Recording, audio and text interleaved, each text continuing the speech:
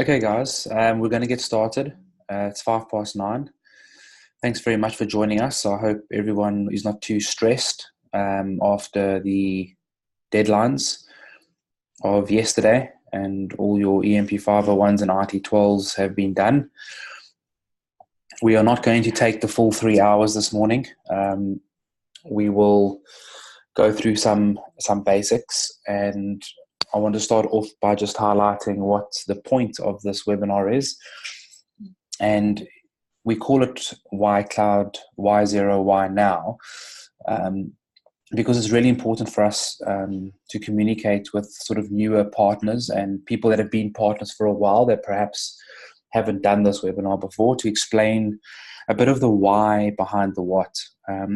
Like anything, if you start doing something and you don't have the correct motivation, it can become a bit of a disaster. So this is not a motivational webinar, but it's really to try and unpack why is it that we are making these changes. Why is it that we are doing these things? I can't tell you how many accountants we meet with and who are just simply trying to copy their current processes and the things that they do from their existing software onto cloud software, and in particular onto Xero. And it can cause a lot of frustrations for the accountant, for the client, for us at Xero. And it really does help when we get people to run through this particular webinar, because they begin to understand what the motivation is. Are they doing it because they want to? Are they doing it because they feel they have to? And what sort of factors are taking place in the industry that motivate and are causing this change? What are some of the things that are happening in global accounting that's causing big firms, like KPMG and PwC and Deloitte and BDO and Mazars and all these large firms? Why are they getting involved in outsourced accounting? What is their motivation? What are they thinking? Why are they not sticking with their traditional accounting? What is happening in the world of financial technology, fintech, insurance, education? How are all of these things affecting accountants? And because for very many people, their motivation is, well, maybe I'll just start a new practice and I'll use some better looking software to drive my value proposition. But there's really a bunch of other reasons that we're going to go through this morning. So the agenda really is that we will, for about 45 minutes, cover off some stuff. We'll then take a quick 10-minute break, and then we'll go for another 45 minutes probably before we finish off. So maximum 2 hours, which is a little bit shorter than advertised, but that's for good reason. We don't want to be keeping people on a webinar for a longer periods of time. So I'm trying to be as compact as possible. And there will be plenty of time for questions at the end. So I will hang around. If you want to ask anything, please feel free to ask questions as we go along if you want. I won't get to the questions during the webinar, but I'll get to the questions right at the end. So to kick things off, there are certain topics that we love to cover at Xero when we speak to accountants, and some of the stuff that we talk about really are business principles. They are, business and economic principles about how accountants can change what they do in their practice and how they can service their clients better. As I've alluded to when I started now, one of the biggest challenges is people try and change the bottom two levels of that pyramid. So they change the tasks and the roles that are within their firms, and they might change the structure a little bit, and then they might get a really nice new website and change their communication strategy. But what the best firms do is the best firms change their culture and they change their behavior. And it's very difficult to measure those things. It's very difficult to see those things because they are invisible. And therefore, it's important for us to look at how uncomfortable it is to make those changes, but make the changes nonetheless. Because one of our biggest headaches at Xero is if we have to work with accountants who are just trying to replace, their current software with new software. It doesn't work, because there are fundamental differences in the way an accounting firm functions based on the software they use. The analogy that I always love to give is, if I'm a garden services business and I'm coming to your house to cut your lawn, if I come to your house and I arrive there in the morning to cut your garden, and I'm armed with a pair of scissors, and I get down on my hands and my knees and I start cutting your lawn with a pair of scissors, it is going to be an excruciatingly painful process for me to do that. It's going to be massively expensive for you, and it's not going to be a great experience for either of us because the grass is probably going to be uneven, and I'm probably only going to be cutting one lawn every day. But if I arrive at your house with a lawnmower that I can sit on and drive around, the experience for you will be better, for me will be better, and the quality of the work that I do will be better. And I fundamentally changed my business because now I'm not cutting one lawn a day. Now I'm cutting 10 lawns a day. And this is essentially what we're dealing with, is culture and behavior is about how do we change the practice in an accounting firm to take into account the fact that you are arriving now to do work for your clients with a tool and a product that is infinitely more efficient than what you've currently been using. And that really is the reality, is how does it change your processes? It changes everything. If you think about that analogy of the garden services business, the way that person does their sales and their marketing and their administration and their invoicing, everything is going to change because they've got more gardens, more lawns, different margins, more costs. Everything is different. So if you forget everything else that we discussed today, try and remember that it really is about that culture part. And it really is about ensuring that you have the buy-in from the necessary people in your firm to implement that, because it is uncomfortable and it is difficult to measure. So it really does require a focused effort. So those are the things that we want to focus on. What we don't want to focus on is stuff about blockchain. And what we don't want to talk about is things that are really irrelevant to most accounting firms. We want to talk about stuff that's going to change the way you work this afternoon or the way you work tomorrow morning. We are not interested in some of these solutions, that are looking for problems to solve. It's people can get lost in a lot of this content, and so it's really important for us that we focus on things that are relevant to you as an accounting firm. And when you get that, you get to do great things like the firm you see on your screen now. The three individuals there are from a firm called ASL, or Okamp, Scholz and Libber, a traditional sort of audit firm out in Somerset West in Cape Town. And they went through they had a good client base, and they went through a project over about a year to convert their clients. And everyone was on board. They did all the training. They really worked hard and worked together, and they got it right. And they even came over without invitation from us. Came over to XeroCon in London in 2017. And, they happened to actually win the Xero Partner of the Year for 2017. And standing there with them is Rod Drury on the left, the founder of Xero, and then Gary Turner on the right, the other co-founder. So they've done phenomenal things. Check out their website. They've got a fantastic cloud website. And they're a great demonstration of how to convert an existing firm. And it's really important to understand how much focus we at Xero now have on South Africa. This is from last year at XeroCon. My team and I are flying over to London in 2 weeks to attend XeroCon 2018. And there's about 3,000 accountants that attend this event. And, there are investors in the audience. And it's really important that if information is conveyed about a particular region like South Africa, it's a huge bet. It's not a huge bet. It's a huge focus area for Xero. And the fact that this was done last year really points to how committed Xero is to South Africa, and that Gary was chatting about it at XeroCon. So, really important to understand that we're all in on South Africa, and we're getting great responses and traction and great engagement from firms, partnering with a bunch of great firms already, hundreds of firms all over the country. And the message we're chatting to a lot of firms about, and we'll chat to you about this morning, is really around digital strategy. Our discussion is not really around accounting software. And I would recommend that if you ever talk to your clients or other people in your office about, Xero, I would talk about digital strategy. And I'll explain in a moment what digital strategy is. But just to say that you will see that Xero's tagline has changed from beautiful accounting software to beautiful business. And the reason that changed was specifically to focus on Xero as being a business platform and not a piece of accounting software.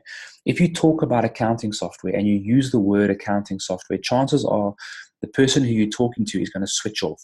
Like their brain will shut down when you utter the words accounting software, simply because accounting software is not cool. It is not something that gets people excited, traditionally, that is.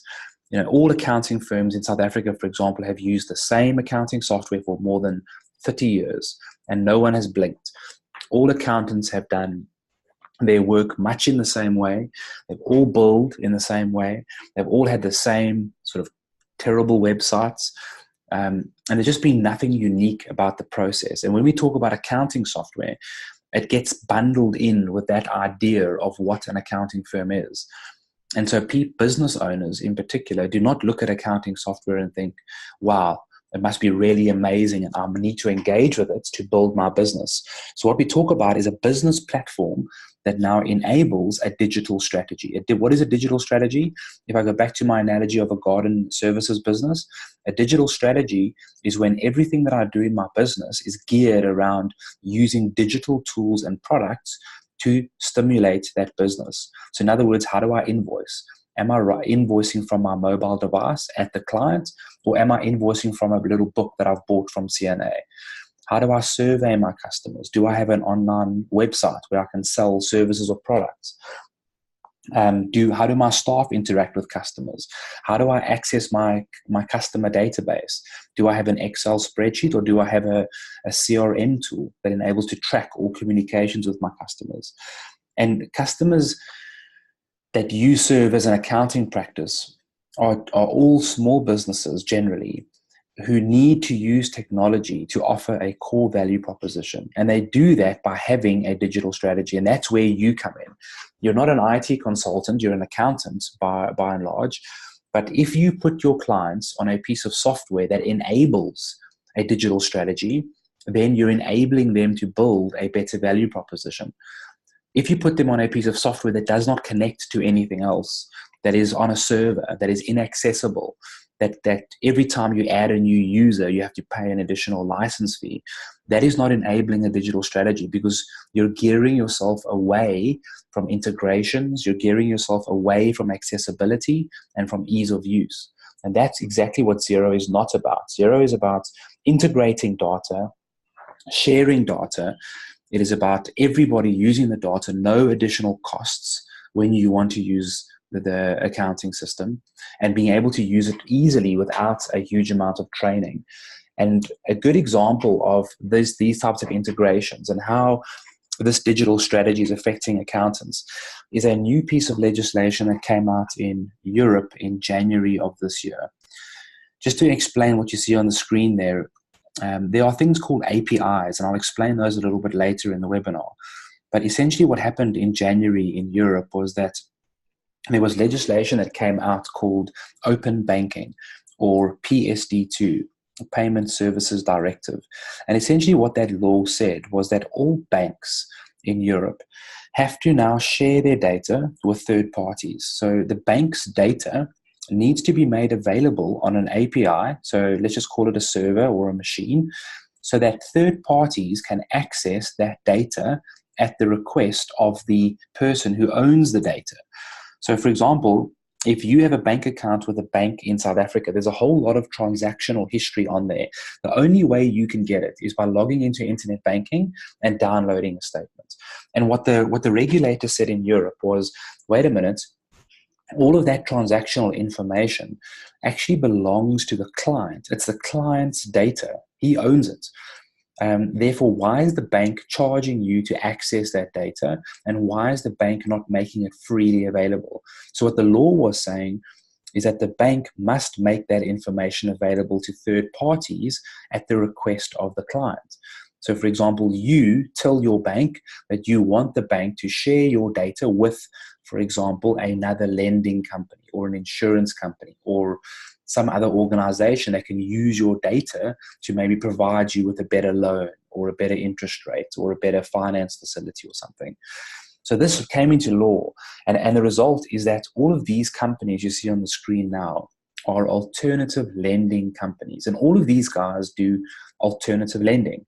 And what is alternative lending? That is the process of providing finance or capital to businesses or individuals through alternative tools and processes. So they are not banks.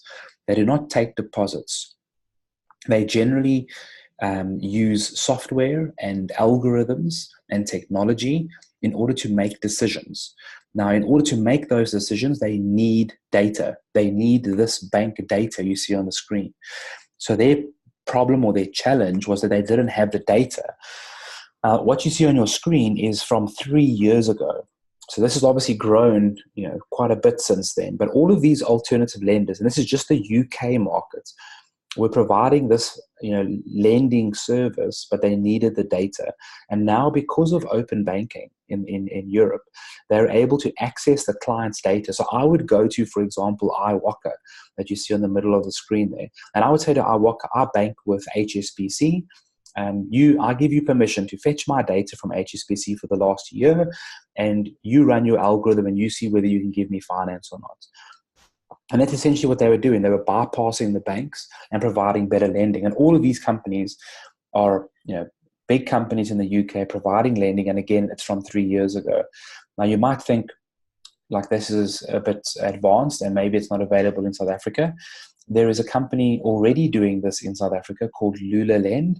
They're based in Cape Town, and they will give you, I forget the exact amount, but I think it's about R500,000 in 24 hours. All they need is access to your accounting software like Xero. So if you give them access to Xero, and you can apply for the loan, and they will approve or decline your loan in a very short period of time.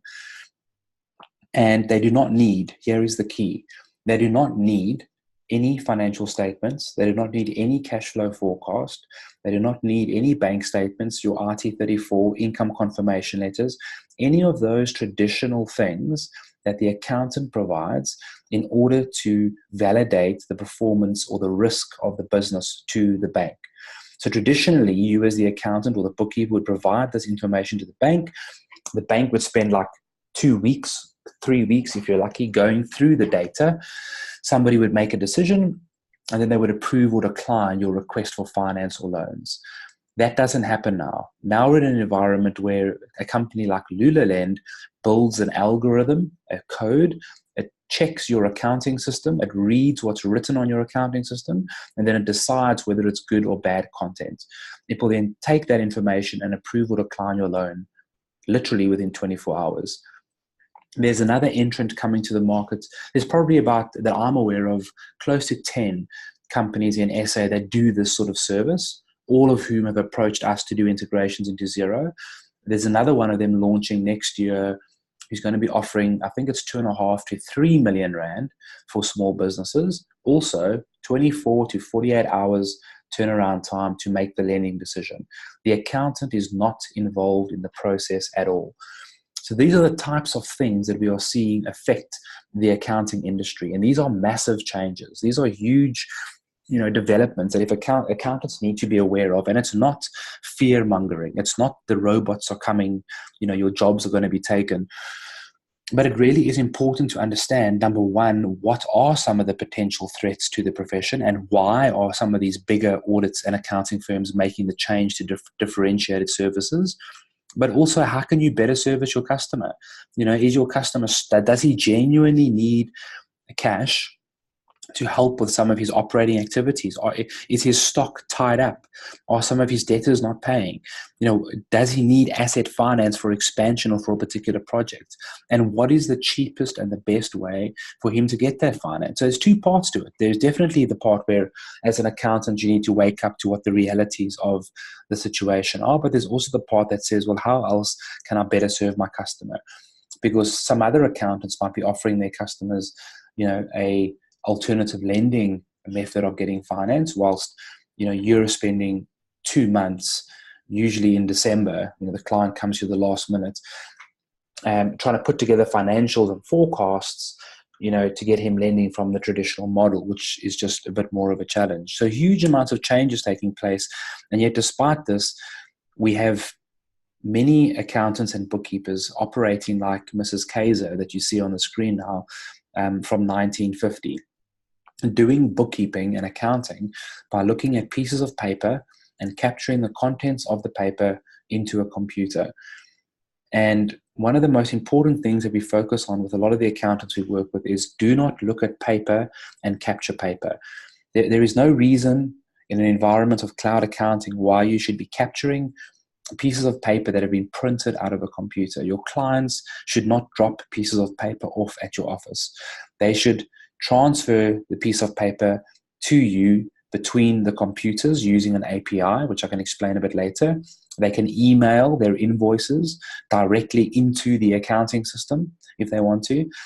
You can scan pieces of paper and use optical character recognition tools in order to scan what's been written on there. But there should not be a need to process the paper into the computer. If you are doing that, it is taking hours of time to do the work. It requires checking. And there are going to be mistakes and problems with the piece of paper, and I'll show you a few examples of that later. So we really need to move to a massively more efficient environment. And this is where a lot of the problems come for people moving to the cloud, is that they are looking at processing and doing accounting, even with financials and year-end adjustments, in the same way as what they did them on desktop software. And you cannot operate in the same way in the cloud as what you did on desktop software. So really important every time you see a piece of paper to ask yourself, well, why is that piece of paper there? How did it get there?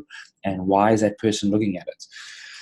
Because there's going to be mistakes and there's going to be problems. So let's have a look at the traditional flow of data inside an ordinary accounting firm. This is the same, I think it's safe to say, for almost every accounting firm, in the world, really. If you're using desktop software and you're getting pieces of paper from people, you're giving it to someone in your office, or there's someone in their business that's capturing it. They put it into a piece of desktop software. It gets reconciled. There are some reports that are probably generated from that software, and then depending on the public interest score in South Africa, you will then do an audit or a compilation on that data. But how that changes in the new world of cloud accounting is, as I've just mentioned, we are not giving documentation to people and asking people to capture the contents. We are taking bank and supplier and customer data, and we are making sure that it lands up in the accounting system immediately. So not every 2 months when the VAT's due, not every 6 months when the client decides to drop off his backup and there's an RP6 we have to hand in. Definitely not every 12 months when we don't even see the client for a year. We're not sure whether they're in business, and then we have to do their financials. And then when they drop off a box or a bunch of files, or in some cases even worse, a black bag full of documents, which a lot of commission earners like to do. What we're talking about here is an environment where the client does his invoicing from the same system that we use. So there's no additional cost, because on good cloud accounting software, there's no additional cost for additional users, because we want everyone to use it. So we don't want to be charged every time there's a new user. Otherwise, it puts you in a position where you may not invite other people in. So we've got customer invoices happening live in the same system that the accountant uses. We've got bank information coming into the system via things like Yodlee bank feeds and direct bank feeds, which I'll explain in a moment. And then we've got supplier invoices, either being captured via tools like Receipt Bank or HubDoc or Auto Entry or Data Molino or one of these tools, or we're emailing the software directly into our accounting system. So we can even give our accounting system details to a supplier, and that supplier can email the invoice directly into the accounting system. So we see it immediately at the same time the client gets it, and it's all live in one system. And what that gives us is an environment that is automated. It's not manual. So I'm not making a phone call. I'm not asking someone to drop something off. I'm not asking them for missing information. It's happening live. As people are generating sales invoices, it's in the system. As the supplier issues a supplier invoice, it's in the system. As the bank transactions run through the bank, it's in the system.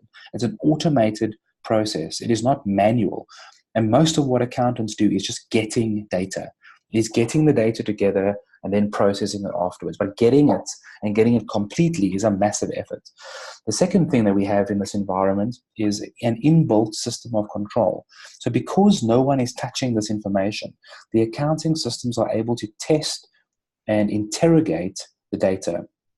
Let me give you an example.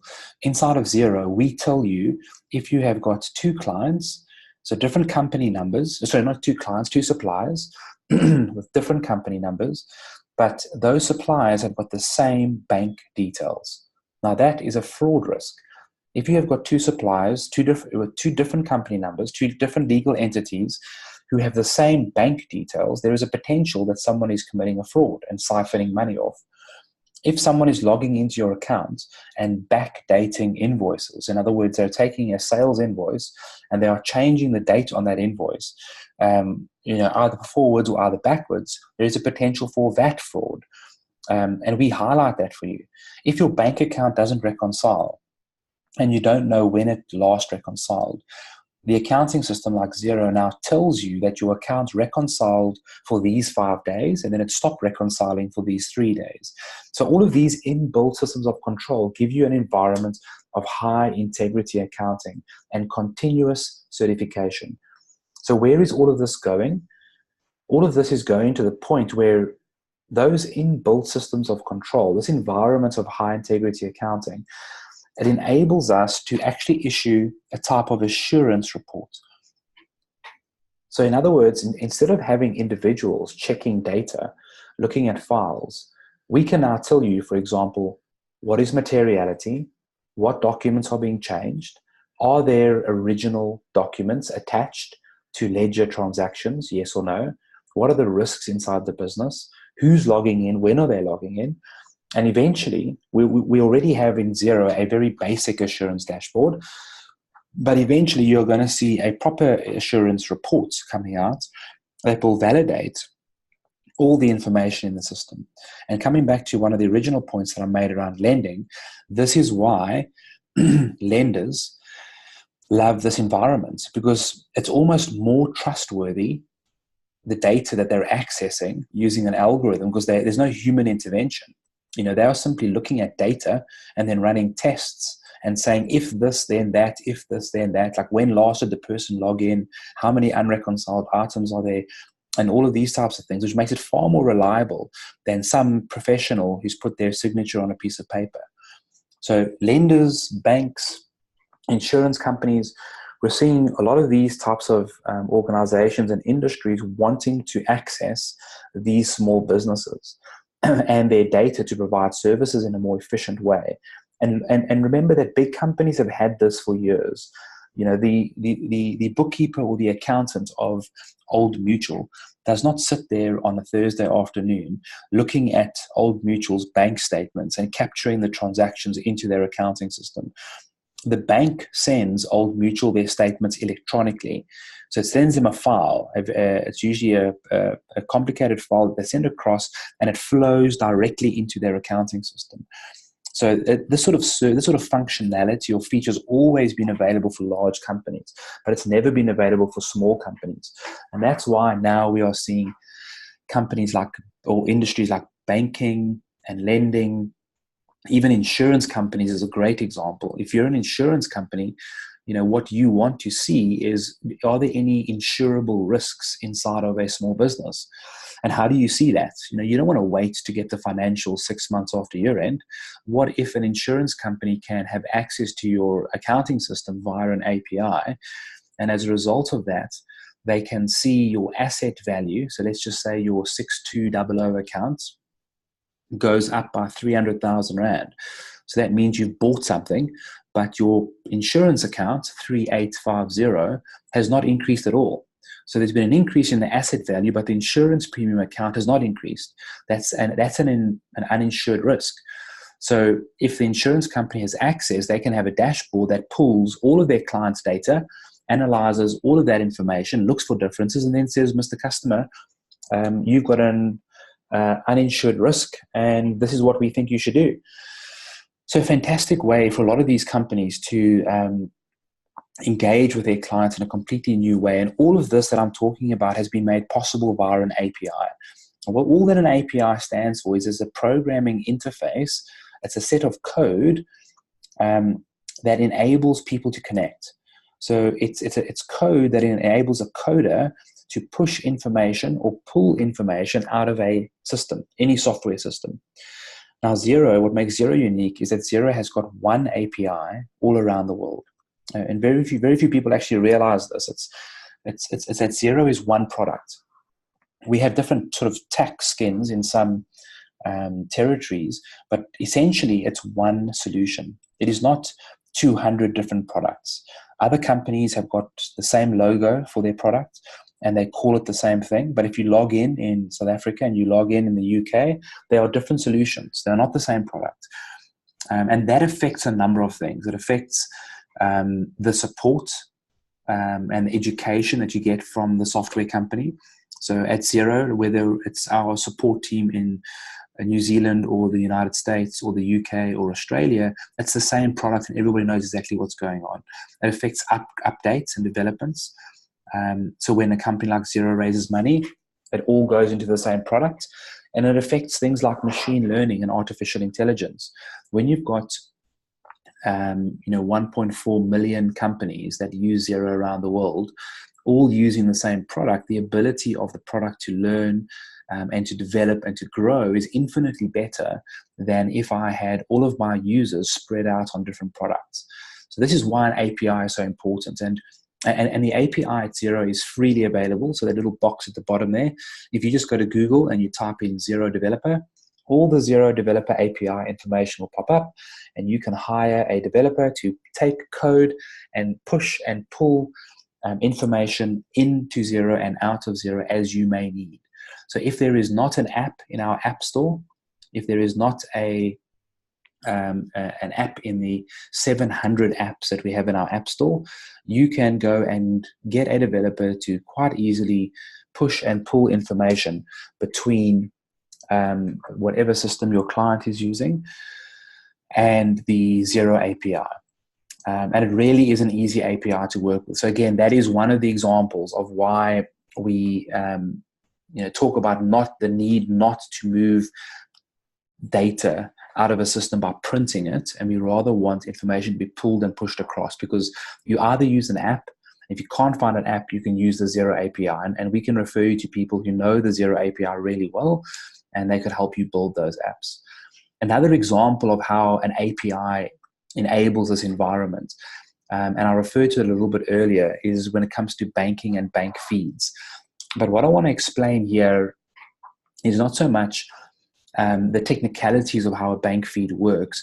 It's really important that people using the cloud accounting softwares understand the difference between a direct bank feed and a Yodlee bank feed, because people don't really understand this.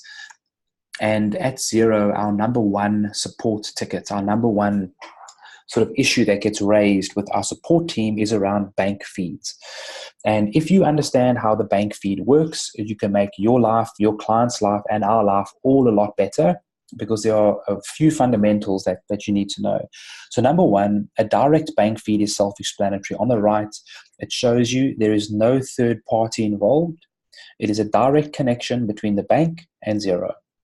So we will fetch the information from the bank, or the bank will send the information to Xero. And that is a direct bank feed. Xero has just over 100 relationships with banks all around the world where we have these direct bank feed connections. We're busy moving from a statement method of transfer to an API method of transfer. But don't worry too much about those details. What you should know there is just that it is a direct connection and there is no middle party facilitating the connection. On the left-hand side, though, you have what we call a Yodlee bank feed. Now, Yodlee is a financial aggregation company. They are used all over the world by a whole bunch of software companies. And essentially, if you are using a bank feed in South Africa, 9 out of 10 times you're going to be using Yodlee. Because what Yodlee does is Yodlee goes into your bank for you. So when you go into a product like Xero or any other cloud accounting product and you type in your bank details, you're actually typing it into Yodlee. And what Yodlee does is it then goes into your bank on your behalf, usually at like 3 o'clock in the morning, and it takes a picture. So it doesn't actually download a statement, it takes a picture of the screen. It's called a screen scrape. And it extracts that data into a file, and then it pushes it back into Xero. The problem with that is that sometimes the banks will, for example, do something silly like move the logo from the left to the right of the screen. Now, Yodlee's got a template in its mind of what that screen should look like. And if it doesn't look like that, it breaks. So you will log in the next morning and Yodlee will say disconnected, sorry, not working. You then have to go and reactivate the feed. The second problem is that some banks like Nedbank and FNB have two different dates on their bank statements. So they have like an authorization date and an effective date. The problem with that is if you log in today, you could have a transaction at 7-Eleven for 100 Rand. And if you log in tomorrow, you will have that same transaction and the date has changed. And Yodlee doesn't know the difference.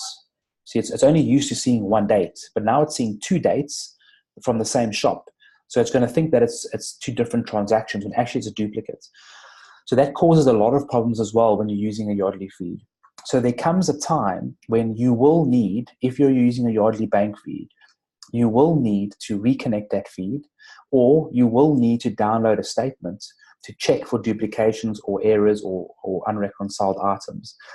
And what most accountants do that is incorrect is they activate they let the client activate these feeds, because the client's not going to give the accountant the bank login details. So very often the client will log in and they will activate the feed. Our recommendation is never let your client activate a Yodlee bank feed.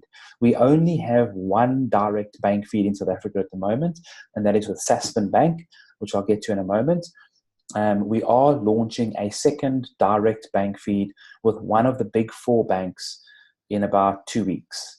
Can't tell you who it is, but we're having discussions with 3 of the 4 banks, and one of them will be launching the feed in the next 2 weeks. Other than that, all the other feeds are Yodlee feeds. And if you're going to use the Yodlee feed, always use a secondary profile from your client for that feed.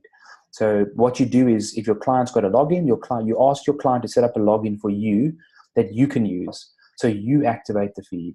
So even if the feed breaks, you can then fix it. You don't have to bother your client with that information. If you need a PDF statement, you can log in and retrieve it.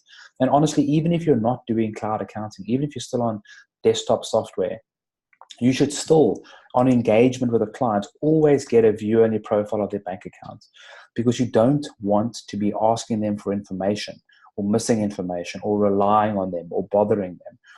But by just getting that stuff set up initially saves a huge amount of time. So generally, if you're using Xero and you're activating a bank feed, it's going to be Yodlee. And just take care to activate a view-only profile. You can do that online if you are using FNB or ABSA. But if you're with Standard Bank or Nedbank, you will need to go into the branch and just get a new card and then register that card for internet banking. Also bear in mind that Yodlee feeds do not work with two-factor authentication. So if your bank sends you an SMS and you're using like an enterprise banking system that requires two-factor authentication, if your Yodlee's logging in at 3 in the morning, there's no one there to type in the code.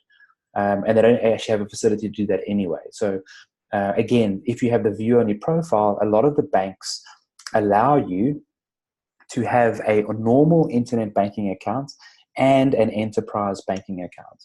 And if you set the payment limits and the profile to 0, then that means that you're not compromising the security of the system, and therefore your client's security measures are still in place, and you're getting the benefit of having access to the client's bank accounts.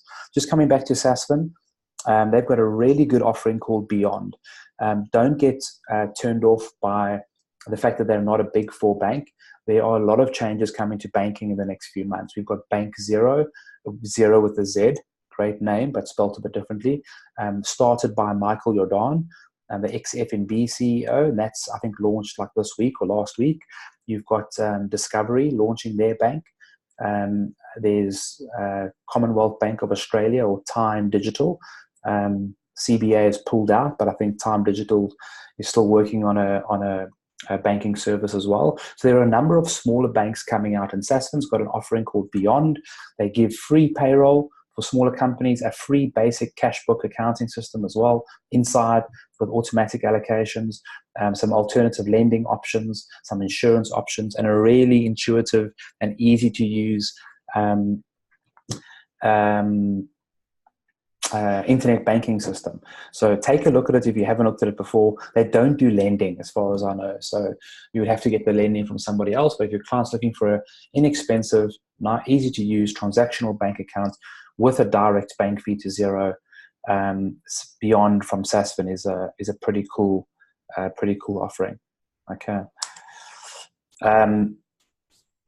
What I'm going to do now is just for 10 minutes, we're going to cover the top row of these features over here. In order to do that, I'm going to have to log into the system. So I'm just busy logging in quickly.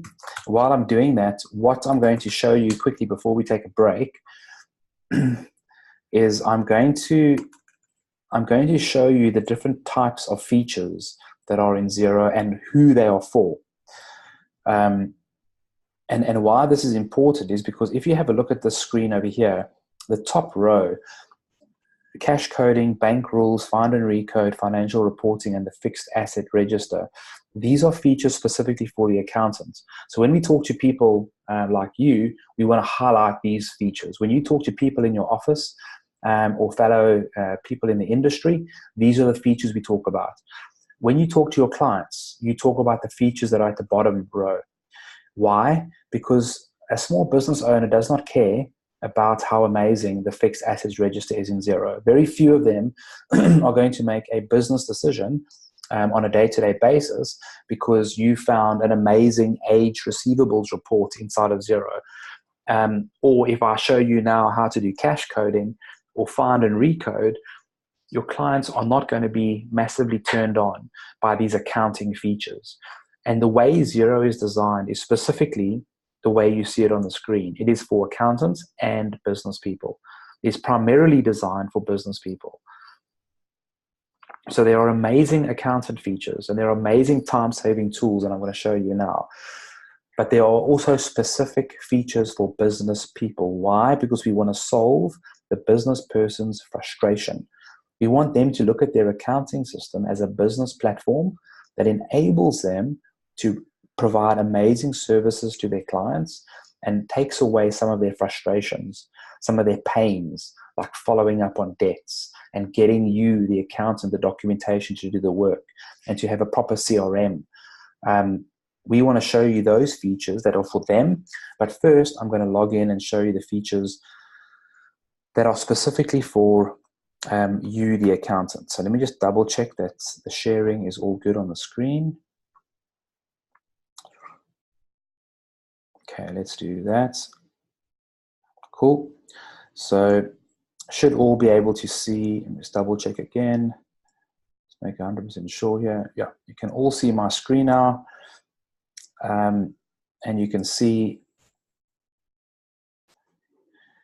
that I've logged in onto my dashboard. And the first thing that I'm going to show you is cash coding. So this is an example of where your client comes to you and the client has a huge amount of arrears, or your client comes in every month and they just have hundreds of transactions, just huge volume. So it's either arrears work or it's current work with huge volumes. This is a feature that really allows you to do bulk allocations quite easily. So here we are on the bank recon screen.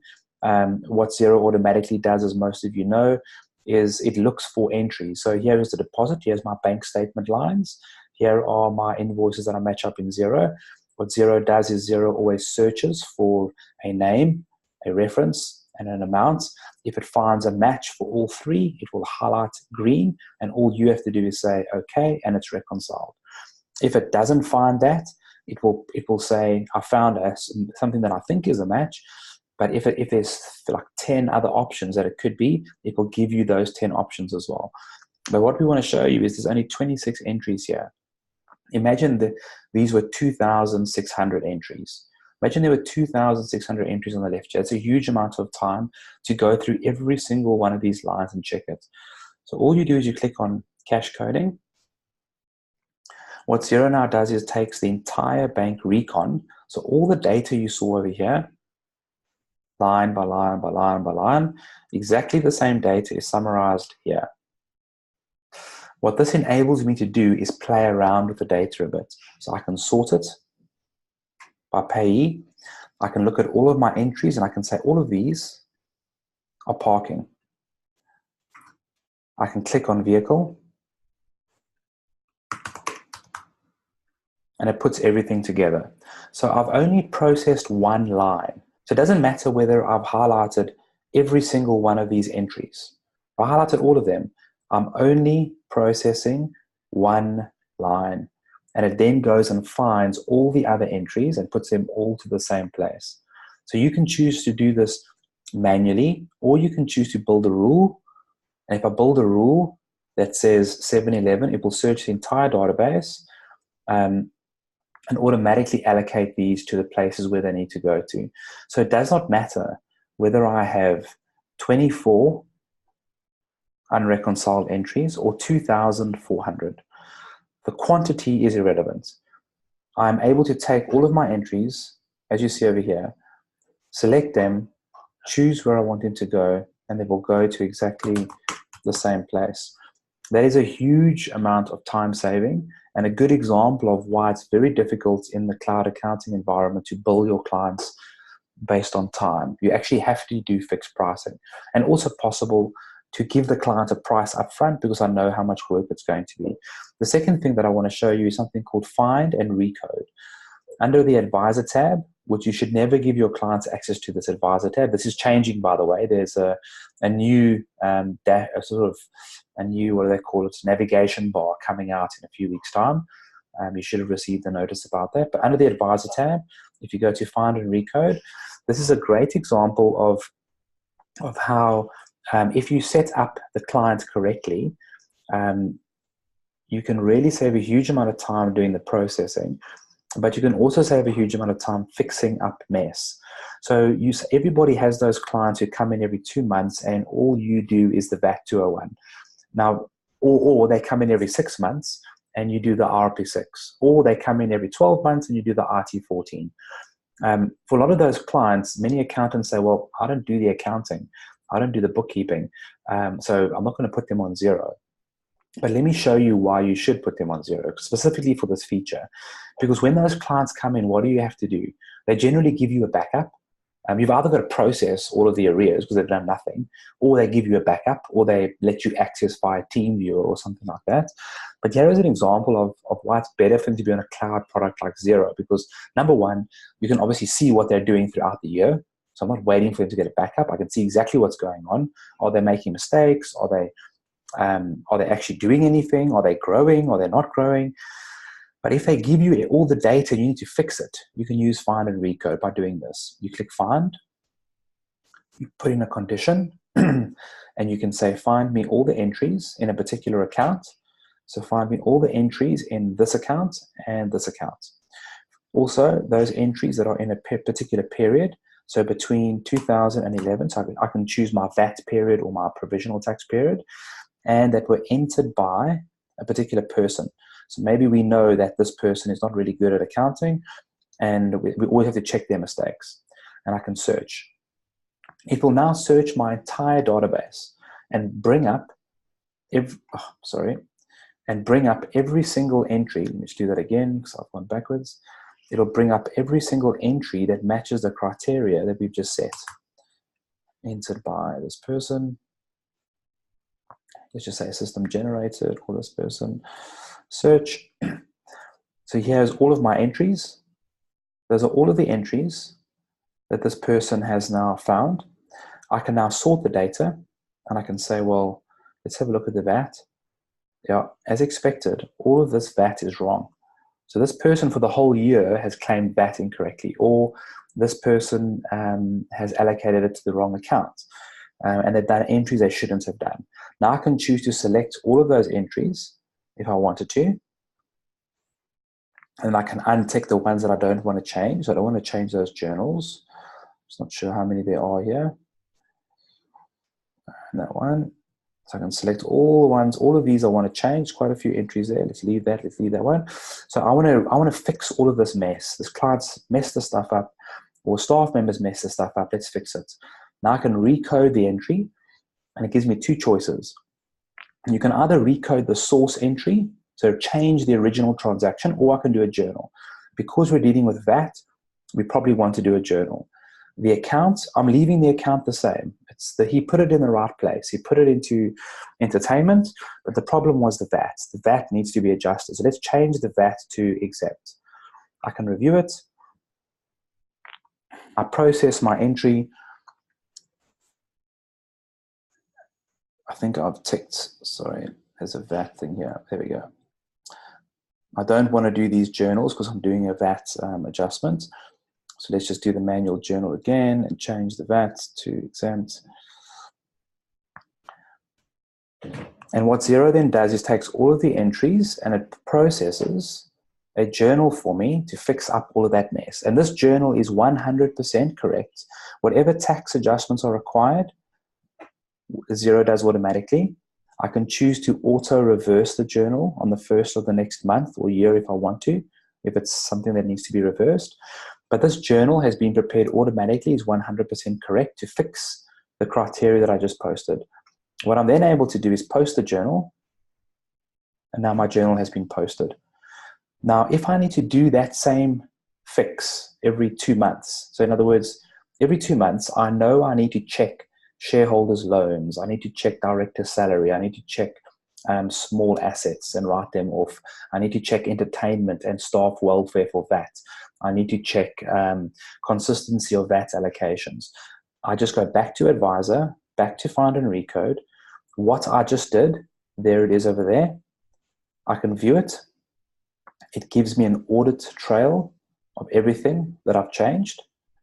And I can click on the search criteria, and I can do exactly the same search all over again, or I can just change the dates and search for a new period. So if you have a junior clerk, they can literally come in and be told, run the Find and Recode search criteria for this client every month. Whatever comes up, highlight it, press Recode, press Manual Journal, change the tax from what it is to what it should be, review it, and process the journal. There is absolutely no process of having to worry about the complexity of fixing the stuff up because it's all included in the search criteria. So this Find and Recode, again, think of annual clients, monthly clients, provisional tax clients. If they are using the software, even if your internal staff are using the software and you need to fix things or look for errors, this is a fantastic way to find those errors and to fix them up. Just one other thing I'll show you quickly. You might think, well, you know, if you're unsure about where to find the errors, I don't know where the problems or the mistakes are, there's a great report here, just as an aside. Under reports, if you go down to, I don't know why it's not more prominent, but if you go down to accounting reports, if you go down to, I think it's general ledger, let me just double check. Yeah, go down to general ledger and then click on this tab here for general ledger exception. If you click on exception, what it gives you is it gives you all the exceptions on the general ledger. So in other words, if freight and courier is always debit, there's always debit transactions, it will highlight any credit transactions. If office expenses is always, say, less than 300 Rand, if there is an entry of 500 Rand, it will highlight the 500 Rand as being too high. If in sales, we always claim VAT, but for some other reason, there's been no VAT claimed on these entries, it will highlight it as an exception. So this sales account has got a number of exceptions, a number of errors. It has got VAT that's inconsistent. It's got debit entries. It's got really high entries.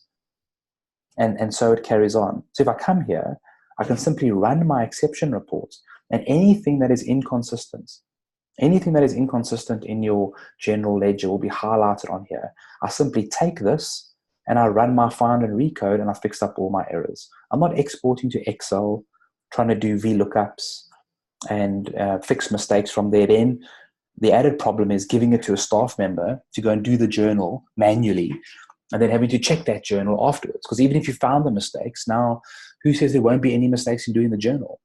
So really, really valuable tool, I think, this exception report together with Find and Recode to sort out those problems. Quick last two things before we have a quick 10-minute break. Fixed assets register. Most accounting firms manage their practice on Excel, and they use Excel for fixed assets. So just quickly, if you ever buy an asset, it automatically appears here as a draft. So if I do an invoice under purchases and I purchase an asset and I book it to any asset account, it will automatically appear here on my draft register.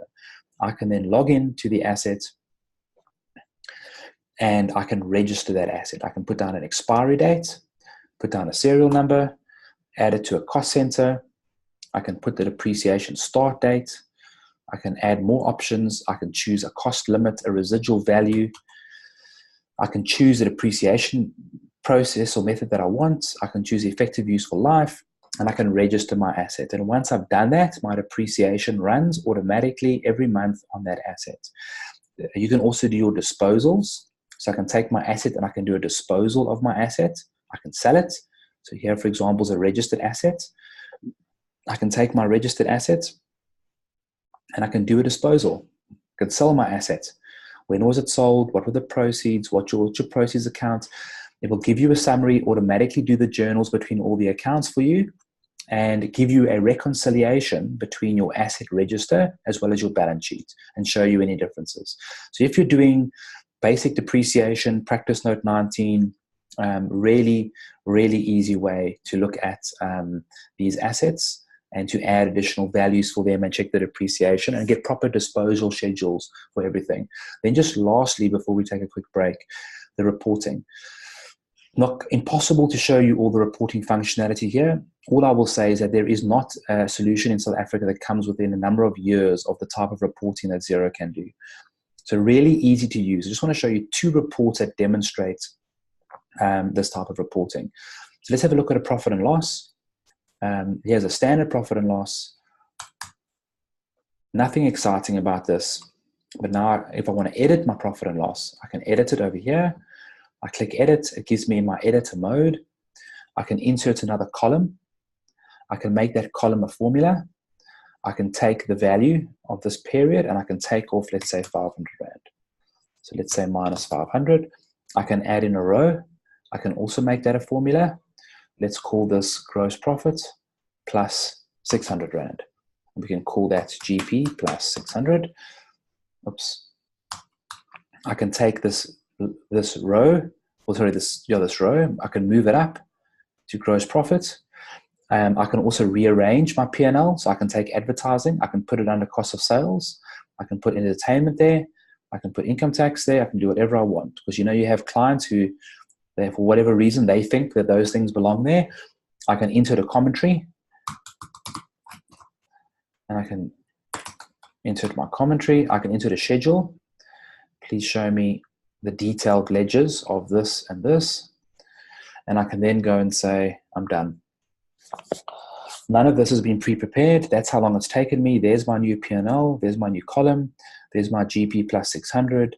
There's all my new items under cost of sales. There's my commentary. And here's my schedule at the bottom for the same period. I can take this and move this up if I want to. I can move it up again if I want to the top. I can move my commentary to the top as well if I want to, and make this my main introductory commentary on what's happening on this page. So nothing really advanced, but really easy to work with. I have not, when I did this now, I have not changed. Okay, I have not changed my original P&L. My original P&L is still there. I simply save this as a custom template, and I can build 10 of these if I want. And then every month when I come in, from this custom template, I can run all 10 reports. So I can have a shareholders report, a management P&L, an investment P&L, an IT 14 P&L, and I can have my standard P&L. So there's no additional time for you. Once you've built it once, it's available. And remember, you can do this for your whole practice. So if you build a template like this for a practice, you can copy these templates over to every client. You don't need to redo them. So if you build one IT14 version and you have consistent chart of accounts, it becomes really easy to do. Another example is the age receivables. If I go to my age receivables detail report, these are generally exceptionally boring reports. People don't get excited about age receivables. There's my client, there's my value, there's my aging. But what you can do here is if I go to my settings, I can choose to show a bunch of additional contact info. So I can say, show me the email address, show me the mobile number, the primary contact person. Also tell me whether or not the invoice has been sent and has it been seen. Most of you will know that if you issue an invoice in Xero, when the person opens the invoice on the other side, Xero will tell you that the invoice has been opened. So if I invoice you and you click on my invoice and you view it, I know you've opened it. Why is that important? Well, if I'm following up on debts, I need to know, have you opened the invoice or not? If you haven't opened it, then I'm probably going to do a bit of damage following up with you. So if I can do that, update it, I've got all my additional fields that have now been added. I can move these fields around just manually like this if I want. Or I can group it together differently. So instead of grouping it by contact, rather group my age receivables by whether or not the invoices had been sent. Why? Because now I can see that all of these invoices have not been sent. So when I do my debtors follow-ups and I'm implementing invoice reminders or whatever, do not follow up on these guys because somebody has failed to send the invoice. These guys, it has been sent. I can also choose to group it by whether or not the invoice has been seen. Has the person opened the invoice? So these invoices have not been seen. So I cannot follow up on these invoices. Nobody's seen them. So it's a fundamentally different way of engaging with the client and giving them support because now I'm solving a business problem for them using an accounting tool. And again, I can save this as a custom template. So I save this as a template, this layout, this format, whatever my specific client's needs are. I can save it, and then if you want, you can print it, send it to your client, or just publish it. If you publish it, it will lie in your client's reports, and he'll be able to access everything under his reports tab under published over here. So really easy to work with. There are a bunch of other, all your custom reports will lie here. The advisor's reports are things like this. These are like your IFRS for SME type reports. So this is built for the whole practice. And if I log in here, I have the ability of preparing my sort of IFRS accounts. There's my member's responsibility and my approval. We call these reports templates. There's my practitioner's compilation report. We're busy working on this at the moment. You may not have this template in your account, but we are looking to release these to some of our growing partners. There's your statement of financial position. There is your accounting policies. So if you're using Excel and it's a relatively small company, there's your notes to the financials. So we have all of this available, and this is all free inside of your Xero account. And you can move and edit these things as you need to. Again, you build this practice-wide, so you can build it for a number of your clients. There's no mapping, there's no rounding errors, there's no nothing. It's all there. All you got to do is run the report. Then you have draft reports published and then archived reports. So huge amount of reports that are available here under financial, purchases, inventory, accounting, and then fixed assets. I love some of these fixed assets reports. They are really, really useful. So those are the accountant's side of the reports. I'll have a look at some of the questions now. So what we've covered off is this top row quickly. Those are the things for accountants. That's what we talk to accountants about. We talk to our staff and our team members about. These are the things we look to use to make our processes better, to fix up messes, and just make what we do more efficient and make more money more easily. The bottom row is the stuff we will talk about after the break. Those are for your clients. So you do not go to your client and show them the stuff I've just shown you. You're going to show your clients the features at the bottom, and I will, after the break, go through what those are. And that's really important to know. Again, you use the word accounting software. If you use the word accounting software, your clients' brains are going to switch off like most people do. You need to show them a business feature inside of the accounting software that is usable by them, that solves their business frustration and their problem. And I'm going to show you a bunch of those just after the break for that bottom row. And those are usually the things that tick off a lot of boxes for business owners where they decide, flip, it's for that sort of price, that's why I'm willing to pay for it. We're moving away from an environment where it's only the accountant who uses the software, and therefore it's only the accountant who pays for it. Now the business owner is saying, this business platform is enabling my business and solving my problems. I'm willing to pay for it. And that's why pricing is also so important, which we'll cover off in a moment. But let's take a 10-minute break. It's now 10 past, no, not 10 minutes. Let's make it 5 minutes. I don't want to keep you too long. So let's say it's 10 past now. At quarter past, in 5 minutes, we will start again. I will answer some of the questions that have come up just quickly. So those of you that want to run off, I'll see you back here in 5 minutes. So somebody asked, can I explain the difference between the change at source and a manual journal? So it's up to you and your firm to decide which one you should always use. If you're changing the source entry, it means that you're adjusting the original transaction. So you're taking the original entry on the original entry date and you're changing that. You're changing the tax treatment or the account allocation. A manual journal means that you are making the change at the end of the financial period. So by doing the manual journal, you're probably going to be messing up your P&L a little bit. So it's really up to you to decide which one you think is going to work better. I think if you're doing VAT adjustments, you don't want to be doing the VAT adjustment back in that previous period. You want to be doing the VAT adjustment in your current period. So it depends. It's personal, maybe it's personal preferences, and also depends on the type of changes you are making. If you're just doing movements of something that should have been in stationery, but it was posted to bank charges, and there's no change in that, then I think you probably would be fine just doing a source entry change, because it doesn't matter. It's not affecting that. So you can just change the allocation from stationery to bank charges or whatever it is. How do you do journal to customers and suppliers? You don't.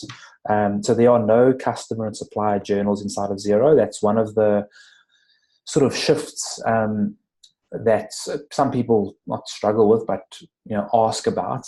There are other ways of fixing customers and suppliers, but you don't do customer and supplier journals. You edit the transactions and you will adjust payments. So there are manual journals and general journals, but there are no customer and supplier journals. Yes, you can have a detailed income statement for that report. I think that report you're referring to is the sort of IFRS style annual financial statements. You can build that report out with as much or as little detail as you want.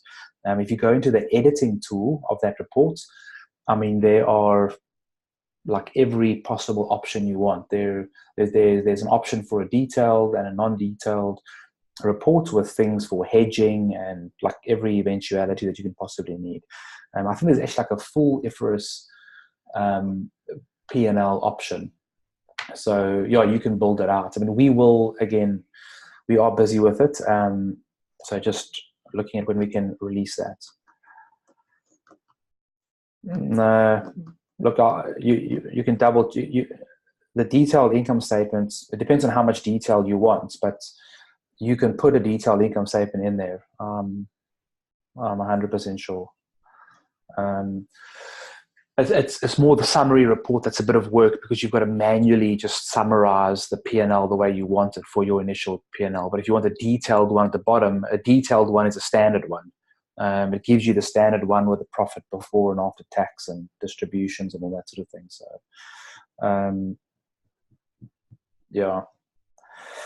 cool. We've got a few more minutes. I'm just going to mute myself for 2 minutes to take a cough and a drink of water, and then we'll get started again.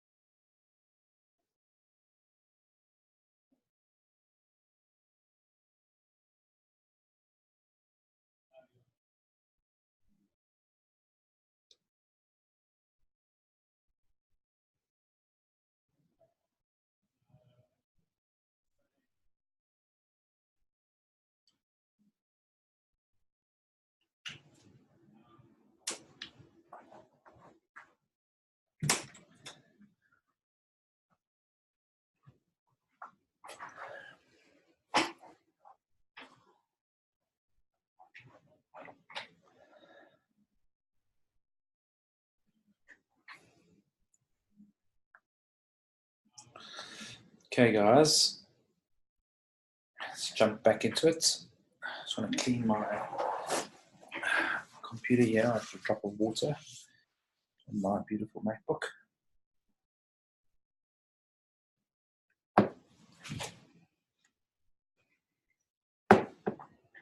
Okay. So what we're going to look at quickly, and I'm aware that there's a few people that have joined. I hope there wasn't a mix-up with the times. I know with the UK changed daylight savings, so I hope there wasn't a mix-up, but there seems to be a few people that either intentionally joined late or, excuse me, or who maybe got the times mixed up. So I might just do a quick recap later on that first little section, just in 2 minutes towards the end. But just to jump into the business side for your clients, the sales for accountants is not easy. Accountants are not traditionally strong salespeople. Can't be good at everything, I suppose. But really important to understand a couple of fundamentals when speaking to clients and looking to sell something. You want them on the software because you want to use those features that I've just shown you. You want to be able to use this stuff. All the stuff at the top row there, you want to be able to use that. You want it to be efficient, and you want your clients on board. Of course, there are some clients where they genuinely, like maybe they're backpacking through Africa and, they're not going to log into the accounting system. And there are genuine cases like that where just it's they're never going to log in. But we must never underestimate that. People don't know what they don't know.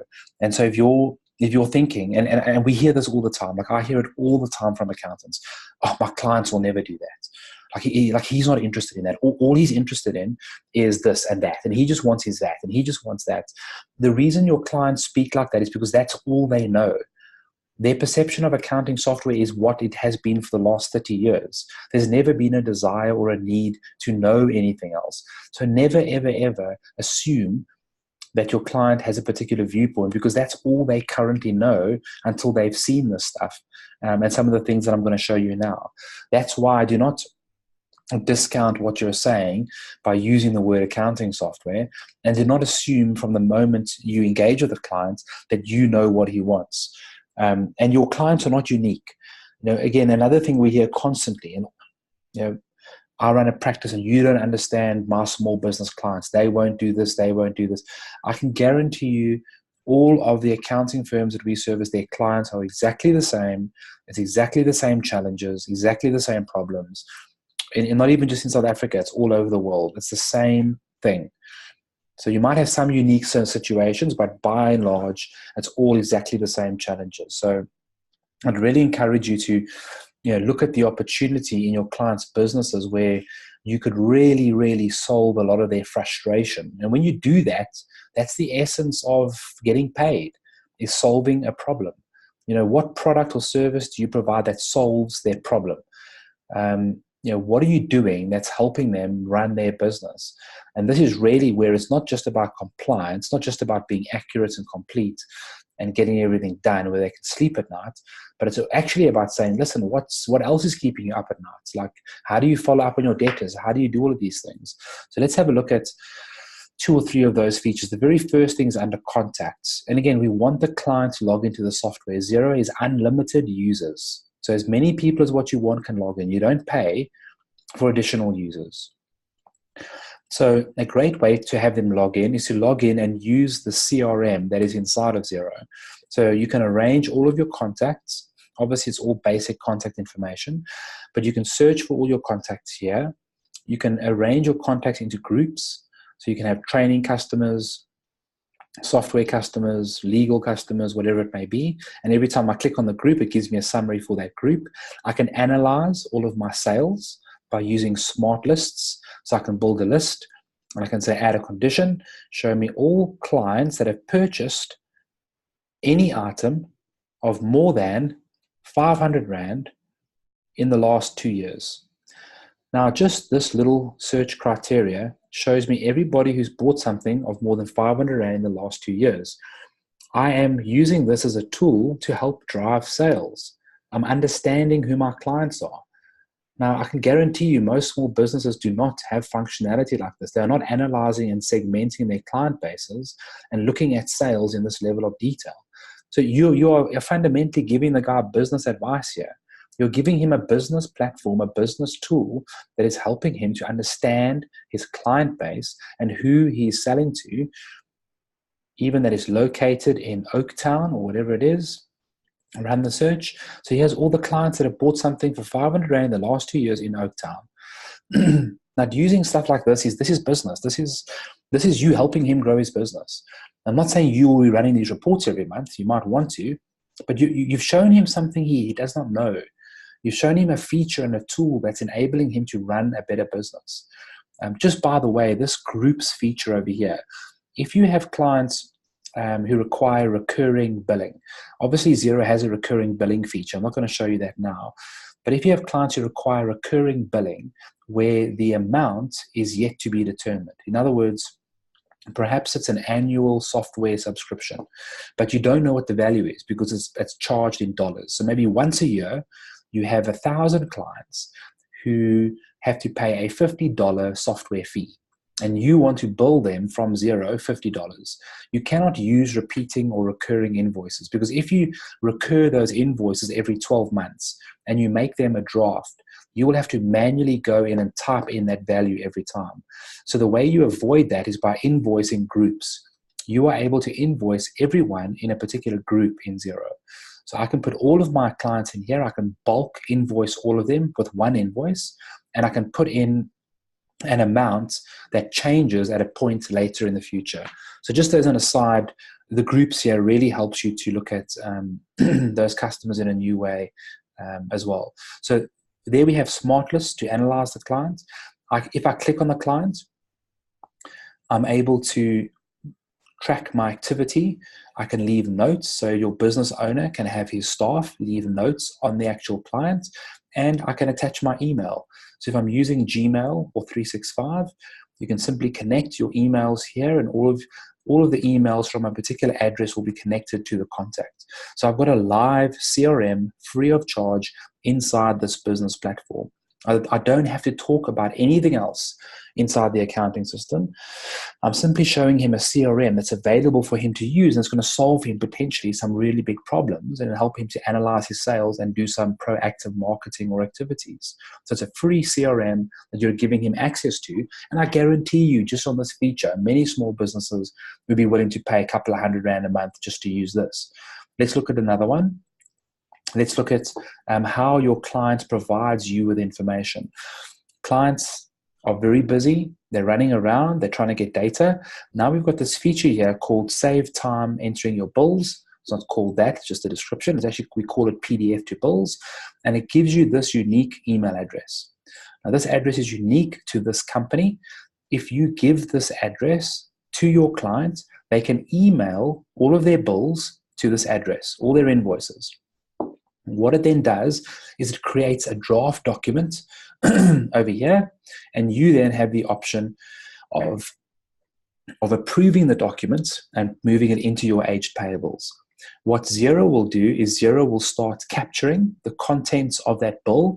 So we will capture the date, the supplier, the amount, and we will then capture using optical character recognition a lot of that detail for you, and you can then move it from draft into awaiting payment. For me, the best part though of this little tool is that you as the accountant have a picture of the original transaction attached to every single one of these ledger entries.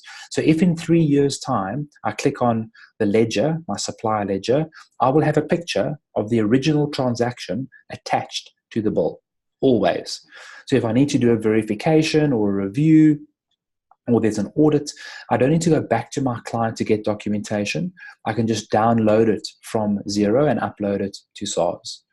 So this create the bill from email at your client is particularly terrible at giving you data, and he's always late, and you don't want physical files, and we don't want to transfer data like we spoke about earlier. Give him this email address.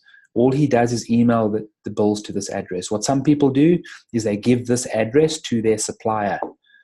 They give it to the client's supplier. They bypass the client completely. And the result is that before the client has even opened up his email and seen the bill, you've got it live in your accounting system already. So if you've got bank feeds active and you've got this active, it is a fantastic way to process the client's work every day or every week, at least. You're definitely not processing every 2 months. So this creates a whole new environment, in terms of engagement with your clients. The next one that I'll show you obviously is the invoice reminders on the sales side. Every client generally has problems with debtors. If I go to my awaiting payment invoices under sales, I have invoice reminders. All these people need to pay me. If I look here, it tells me sent, sent, sent, sent. If the client has opened the invoice, this changes to viewed, and it tells you when it was opened. But now I want to follow up on these debts. How do I follow up on them? I click on invoice reminders. You email your customers, and it will email you when the invoice is overdue and before it is due. I can edit this. I can change the days. So 10 days before the deadline, please email them. And I can turn this off for people who owe me less than 1,000 Rand, or probably less. If you owe me less than 100 Rand, do not send the reminder. And I can also turn this on and off for groups of customers. So those groups that I showed you earlier, I can say anybody that's in this particular group, never send a reminder. So maybe I don't want to damage the relationship, or they're a gangster or something. And every time I change my reminders, like everything in Xero, there is an audit trail of everything that gets done. So when are the reminders changed? What did you change? How did you change it? And those reminders are then saved. And these reminders will go out automatically, and I can add as many as what I want to. So I can go and say, well, just go back to over here. So I can say, well, there's my reminder for 10 days, 7, 14, 90. I can change this one to 120 or whatever the case may be, add new placeholders. I can put in new custom fields if I want to as well. And I can add all of those reminders. Or if I'm here, I can just delete the reminder and I can take it out. Okay. So there's your debtors follow-up system, or your process. Massively useful for small businesses. Again, are you going to employ someone to follow up your debtors? And if you've got this sort of structure in a small business, chances are you're going to get paid a lot quicker. It's far more professional. And remember as well, over here you see I'm logged in under my name, but I can change this. So these reminders will not come from the person who's logged in. The reminders will come from accounts@xero.com. So it doesn't come from, if your client's a one-man band, you don't want the owner of a sole proprietor business to be sending out reminders to his clients. He can set up an accounts@ email address and use that. It's like a sort of duplicate address that it looks like it's coming from the accounts department. And then the last, one of the last features that I want to show you is the expenses. People stand around a braai, they talk about a lot of things.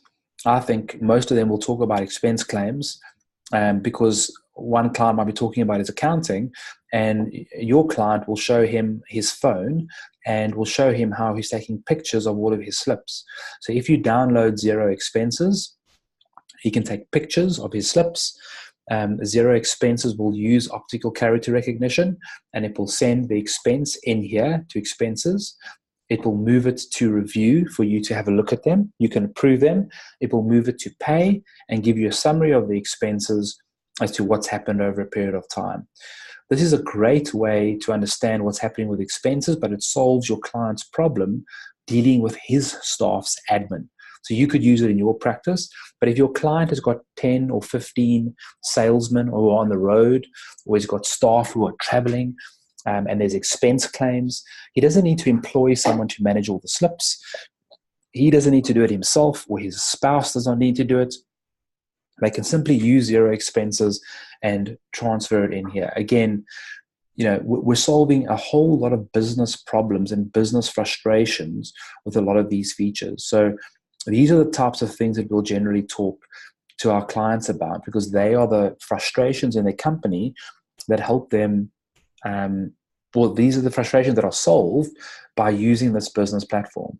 And look, many small businesses are using cool technologies already. Some of them might be using stuff like Expensify or one of these apps. They've just never thought that it's possible to connect all of this stuff to an accounting system, and now it is. And that's really what our digital strategy conversation is about, is how do we connect this stuff directly to an accounting system. So in conclusion, with this particular section, the tips and tricks that I've given you at the top there on how to save a huge amount of time and the features that are available to you and to convince you and your partners and your staff of what they should be doing on the top row. On the bottom row, it's for your clients. It's for the business owner. It's to solve his frustration. There's a bunch of other stuff. Can't go through everything. But those generally are some of the key things where you say to your client, it's not about how cool a bank recon you can do. It's more about how you can help him have a better experience. Just getting in his car, driving to your office and dropping off a file, or having to upload a whole bunch of stuff to Dropbox, or having to go through his emails and print stuff out, or and I think another great example is very often small businesses have this payment process that's broken. They have a staff member who captures invoices onto an Excel spreadsheet, and then they check the Excel spreadsheet, they see how much money they have, and then they decide which of the bills they will pay. A silly little example here is if they just use Xero and they went to purchases and they went to their awaiting payment invoices, and you went to awaiting payment, the business owner can log in from anywhere in the world. He can see all of the payments that are here, and he can say, hey, this one over here, let's rather pay it on the 5th. You can say this one over here, let's pay it on the 29th. This one over here, let's pay it on the 3rd. And you can see there's a schedule popping up for every single one of these. Same with the sales. Now he's interacting with his staff on the business platform. Look at the people who owe us money. Okay, have we spoken to the people? Are they going to pay us or they're not going to pay us? And this is very often managed on Excel or by conversation. The business owners on the road, people are traveling, nobody knows what's going on. Instead of using Excel and spreadsheets, just interact on a piece of cloud software where there's unlimited users. Is this guy going to pay us? The staff member can phone the person and can say, yes, I spoke to them. They're going to pay us on this particular date. Save it. I spoke to this person. He said the service was terrible. He's not paying your invoice. You can sue him if you want. This is what he said, and save it. I can now go and sort all of these debtors by these fields and run all of my reports by all of this criteria. And every time I click on it, I can see what was said by the staff member. So just basic, interactive, easy to use tools that solve a lot of your clients' business frustrations. And that's what we're looking for in products like Xero and in any accounting system, whatever tools you use. We want to be saying to ourselves, can my client use this? And if not, why? Okay, let's jump into the second section, and I'm going to try and scream through this in half an hour to finish by 11 o'clock. I'm not going to go into too much detail here. What we're trying to focus on here is how some of the stuff that I've just showed you affects your practice.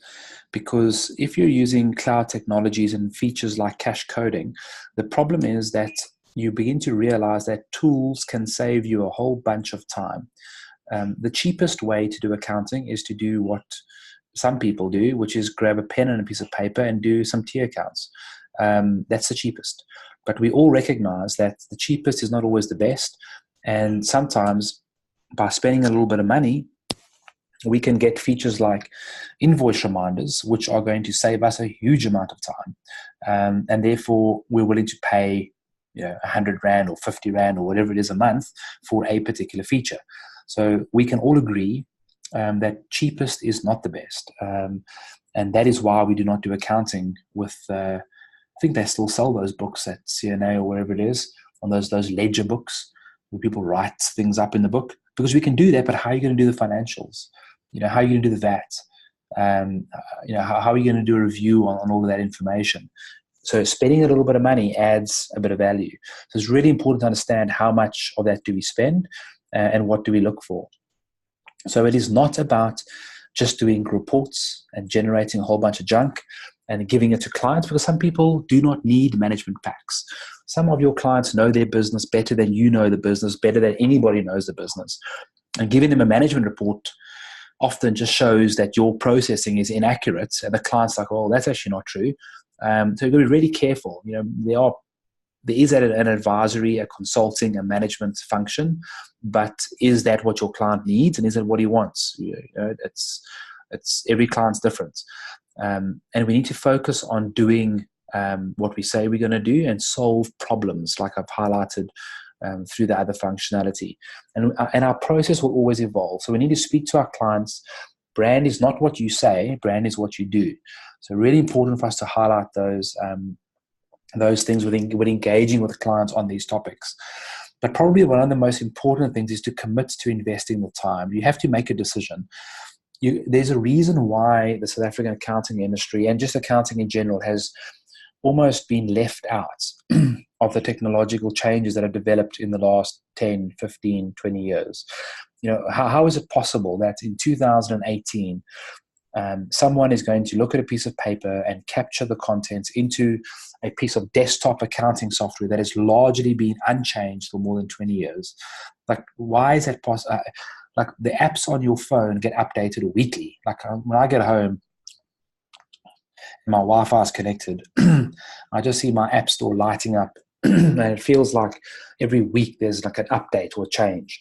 Yet in accounting software, we're often waiting for a year for a new, the box to arrive where we install the CD. And there's been a massive amount of change. We have to invest and we have to commit to making a change and then educate ourselves along the way. And one of the reasons why we don't do that a lot of the time is because accountants are just technicians.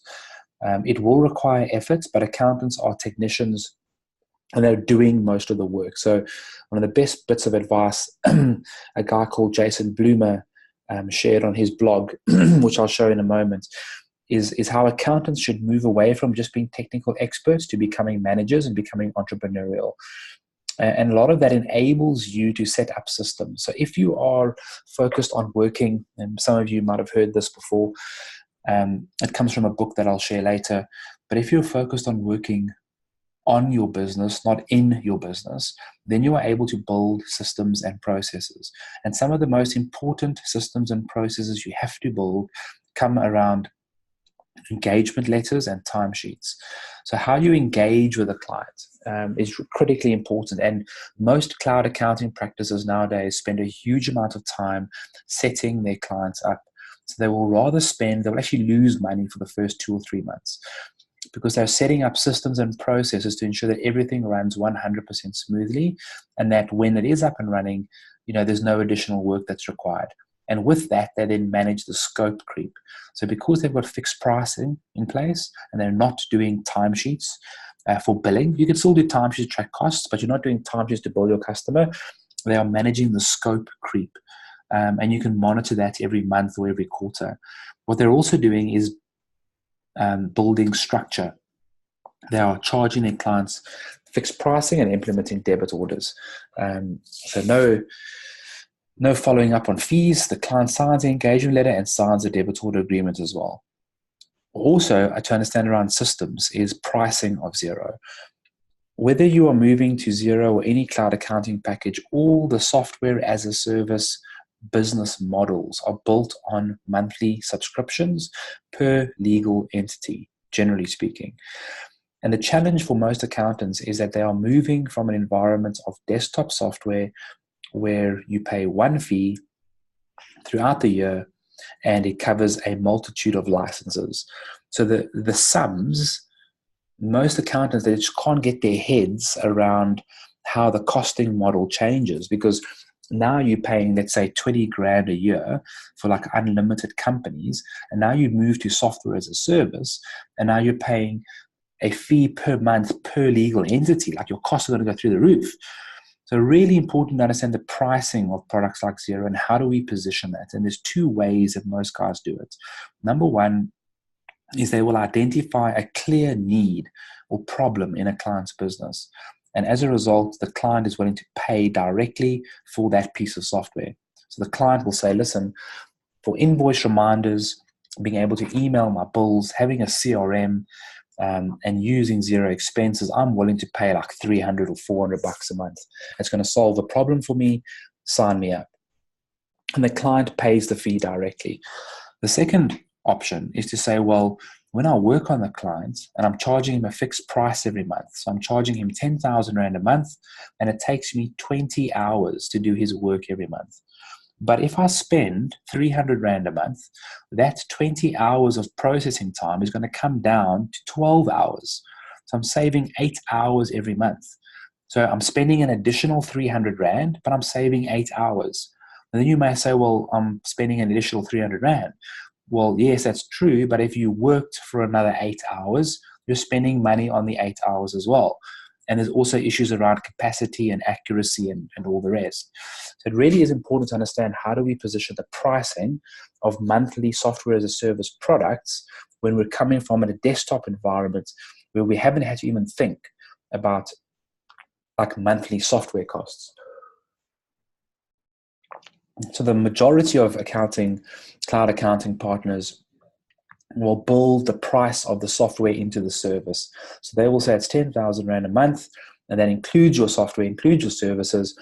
And yes, the partner gets a fee every month, but it's helping to drive their core value proposition and do something unique and special, for their clients. Jumping into what that software is, as you know, you get 3 editions of Xero, what we call business editions. So there is a starter, a standard, and a premium. And then there are 2 smaller versions called a cash book and a ledger. The cash book and the ledgers, they do not do any invoicing. The cash books do that and does have a bank feed. Both the cash books and the ledgers have all the reporting, fixed assets, and all the rest. So for your very small clients who do not require invoicing functionality, or where it's annual write-ups, and you still want the reporting and the assets and all that stuff, just bear in mind that the cash books and the ledgers are half the price of the normal packages every month, and those are available only to accountants, not to anybody else. On the payroll side, we work with Simple Pay and PaySpace. Both of them are great payroll solutions. PaySpace is bigger, a little bit more expensive, and it's used by companies like Deloitte and Grant Thornton. All work with PaySpace, and they've got a presence throughout Africa. Simple Pay is slightly smaller, but still gives you, online payslip management, leave management, easy file exports, all your reporting, and it ranges from like 6 to 12 Rand per payslip, I think it is. So it works really, really well. On the admin side, we do give work papers and practice manager for free to our growing partners. So if you're a growing partner and your trajectory is upwards, chat to your account manager. I'm not going to go into those 2 today, but practice manager, really good practice management solution to help you manage jobs and time and attach your emails. Is like a full-on practice management solution. Really is pretty cool. We'll have some training on that or webinar on that coming up in a few weeks. We had one, when was it? Tuesday. It was today, Thursday. It was on Tuesday, yeah. So we'll have another one on practice manager coming up. There's a big need, I think, in the South African accounting fraternity for a good practice management solution, and we're looking at integrating that with some tax software as well. So watch this space. I'm not going to look at the other information, just Adobe EchoSign. If you make your clients sign things like engagement letters and financial statements manually, have a look at Adobe EchoSign or DocuSign or one of these tools. It's a few $100 a month, and I can tell you it's going to save you hours and hours and hours of frustration trying to get documents signed. This is an example of some of the apps in the marketplace. For those of you that have been around for a while will know we have just over 700 of these apps, which is exciting but also scary because you don't know what to do and you don't know what works and what doesn't work. So our advice to you is do not try and play around with these apps if you don't have the experience or the knowledge. If you've got smaller clients, there are some things you can have a look at. And there's some very unique apps that are very exciting in there as well.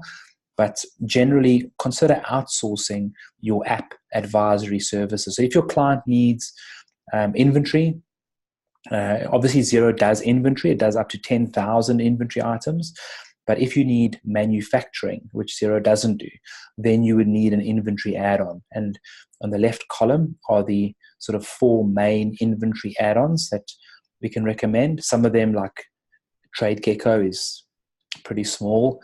Deer and Unleashed are really powerful, like really good functionality. And then Sin 7 is like a really enterprise level, inventory management system with like an EDI and point of sale integrated, and they can do like 10,000 invoices every day, like really big. I've seen big audit and accounting firms doing R500,000 implementations and proposals of Xero and Sin 7. So, competing with companies like SAP and Oracle. So, Xero is a small business piece of accounting software. Generally, the soft limits are about 5,000 invoices a month inside of Xero. But when you plug on an add-on, then those limits are sort of removed and you can get really industrious. I mean, there are companies doing 200, 300 million rand a year with tens of thousands of invoices every month running on Xero. And that's made possible via the API and made possible via the apps. So just be careful dealing with the inventory side of things. Consider outsourcing it. Same with the point of sale, where we have a cloud integrators directory that will launch next year.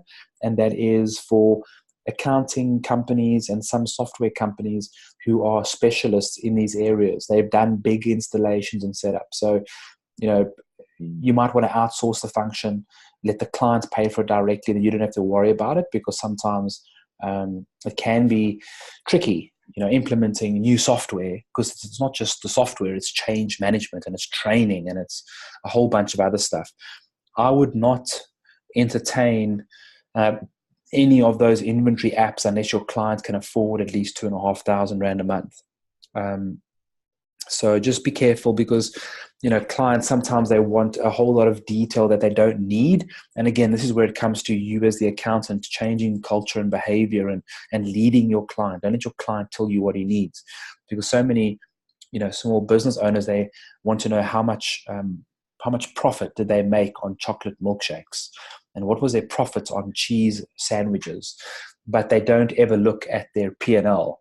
Like, they don't look at the P&L, look at the gross profits, but now they want to know this sort of granular detail. So it's important to highlight to the client, say, listen, we can show you anything you want, but there's going to be a cost.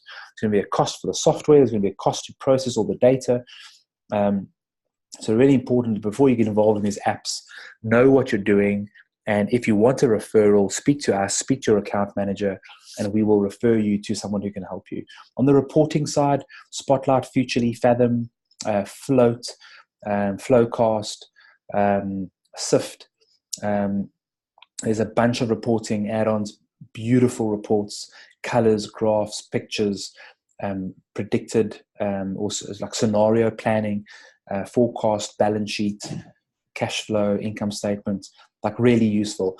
But again, additional costs are involved when using the add-on. So just be wary of that. And most people have never used reporting with the flexibility and detail that Xero has. So maybe use that first and see how that goes before you jump into the reporting side. Local apps, we integrate with a bunch of local apps. We have manual integrations with the desktop tools for DraftWorks and GreatSoft and Caseware. And there's some other stuff coming with a few other apps as well. So those are just some of them that you see on the screen now. This slide's a little bit old. It's probably double the amount of apps. I need to actually just update this. But so there's payment services as well. If you want your clients to pay invoices, look at Yoko, look at PayFast, look at Peach Payments, look at iPay, all these types of companies that enable sort of third-party payments, debit orders, all of that type of thing.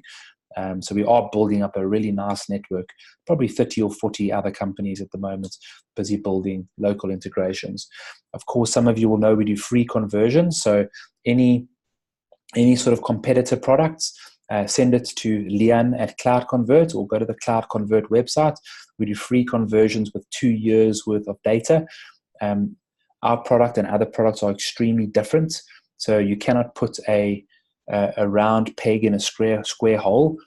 But what Leon will give you is a validation report for every conversion and confirm that the trial balances are exactly the same, and give you free conversion with 2 years data and with all the detail. converted. So it saves you time and you have the comparatives, but you cannot go and send a customer statement from 10 years ago.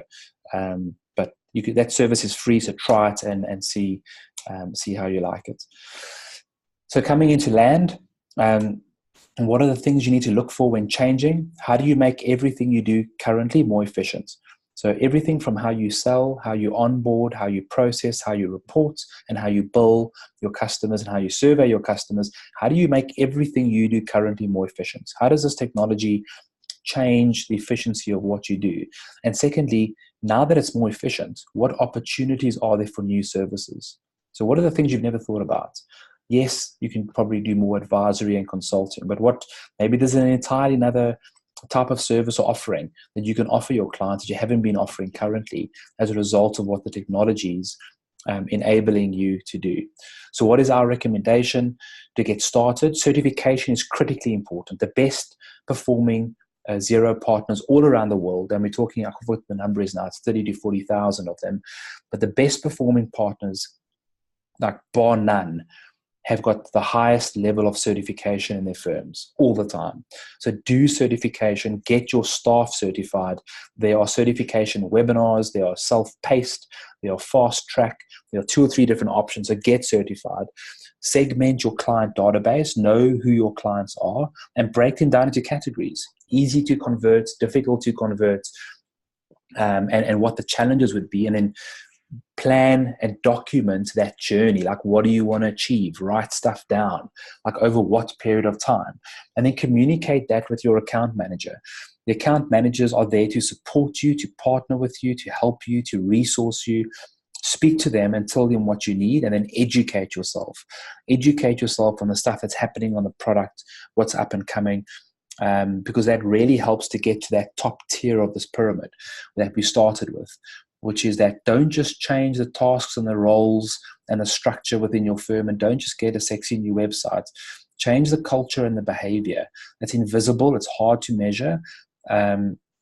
It's hard to do, and the level of discomfort sometimes is big, because changing the culture and the behavior of people is not easy.